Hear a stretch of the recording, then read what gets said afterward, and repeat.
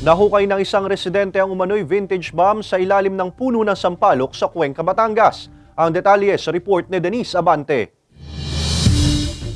Nahukay ng isang residente ang isa umanong vintage bomb sa ilalim ng naputol na puno ng sampalok sa bahagi ng Barangay Dita, Cuenca, Batangas pasado alas 10 ng umaga kahapon. Ayon sa Provincial EOD and K9 Unit Batangas, hinuhukay ng residente ang ugat ng putol na puno ng sampalok para gawing driftwood o mga pandekorasyon sa bahay nang mapansin ang pampasabog. Agad daw niya itong ipinagbigay alam sa otoridad.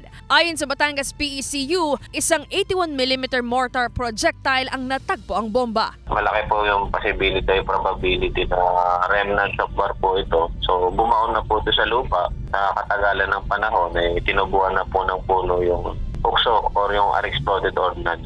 Ayon sa otoridad, posible pang sumabog ang bomba kapag hindi tama ang pag-handle nito. Kasalukuyan na itong nasa kustodiya ng Batangas PPO. Kung wala po tayong kakayahan doon sa render safe procedure o mga otorisadong tao lamang po, huwag po natin gagalawin at itawag po natin to sa membro ng mga barangay, idiretso na po sa membro ng ating kapulisan. Nagsasagawa na rin ang Batangas PECU ng information dissemination kaugnay sa mga dapat gawin sakaling makahukay o makakita ng mga pampasabog. Denise Abante, Balitang Southern, Tagalog.